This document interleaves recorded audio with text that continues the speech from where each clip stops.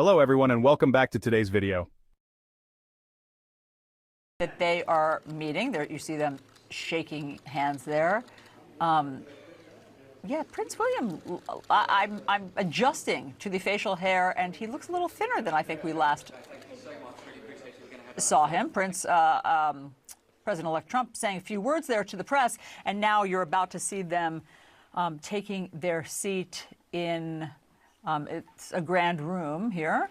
Not sure, it's at the LSA Palace, and this is a photo op for them. We've been waiting for this today because The reopening of Notre Dame Cathedral should have been a moment of global unity, a testament to human resilience in the face of tragedy. The world watched as the iconic structure once ravaged by fire stood tall again. World leaders gathered, smiles plastered on their faces for the cameras. It was a scene of diplomatic camaraderie, a show of international solidarity. But behind the stage photo ops, a different story was unfolding. Away from the cameras, the atmosphere was charged with tension, one that had tongues wagging and eyebrows raised. The whispers grew louder, the curiosity more palpable. Prince William, future King of England, found himself face to face with former President Donald Trump. It was an unexpected encounter. The encounter was awkward, to say the least. The handshake was stiff, the smiles forced. Gone was the prince's usual charm. His demeanor was noticeably different. He appeared stiff, uncomfortable even. His body language spoke volumes. A shadow hung over him, a stark contrast to the celebratory atmosphere. It was as if a cloud had settled over his usually bright presence.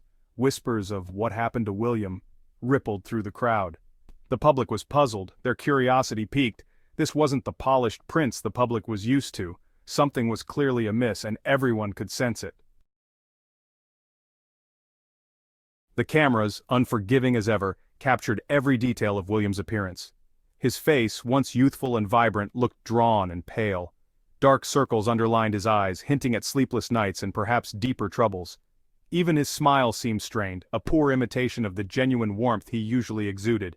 CNN, never one to shy away from commentary, remarked on William's gaunt appearance. Social media exploded, with users speculating about the cause of his apparent decline. Was it the stress of royal life, the constant scrutiny of the public eye, or something more concerning? Whatever the reason, one thing was clear. William was not himself, and the world was watching. The rumor mill, fueled by William's unusual demeanor, went into overdrive. Health concerns, whispered behind cupped hands, became the subject of hushed conversations. Had the prince received some devastating news? Was the pressure of the crown finally becoming too much to bear? The palace, tight-lipped as ever, remained silent. But their silence only served to amplify the speculation. The public, hungry for answers, devoured every grainy photo, every fleeting glimpse of the prince searching for clues. The contrast was undeniable. Something was wrong. The question was, what? Adding fuel to the fire was the stark contrast between William and his brother Prince Harry. The differences in their expressions and demeanor were palpable, almost as if they were living in two entirely different worlds. Since stepping back from royal duties and relocating to California, Harry seemed to have found a newfound peace. The move allowed him to escape the intense scrutiny and pressures of royal life, giving him the freedom to explore his own identity. Gone were the shadows and the strain, replaced by a genuine joy that radiated from him. His smile was no longer just for the cameras, it was a reflection of his inner contentment. Meghan, Duchess of Sussex, shone brightly at his side.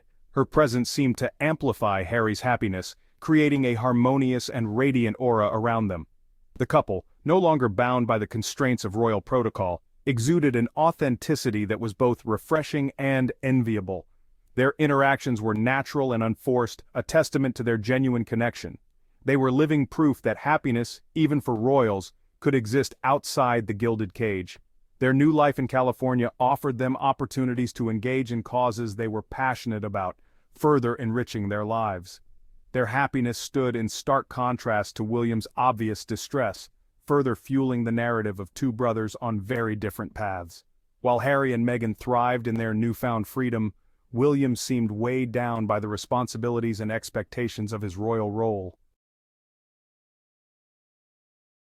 The image of William, haggard and out of sorts, was a stark contrast to his usual composed demeanor. Next to the beaming faces of Harry and Meghan, it painted a telling picture of their divergent lives. It spoke volumes about the deep divisions within the House of Windsor, a family once seen as unbreakable. Once inseparable, the brothers now seemed worlds apart, their bond strained by circumstances and choices. Their lives on divergent trajectories, each brother faced his own set of challenges and opportunities. William, burdened by duty and weighed down by the expectations of his future role, appeared trapped in a gilded cage. Harry, freed from the shackles of tradition, seemed to have found his own path to happiness and fulfillment. He embraced a new life, far removed from the royal spotlight, and seemed content with his choices. The irony was not lost on anyone.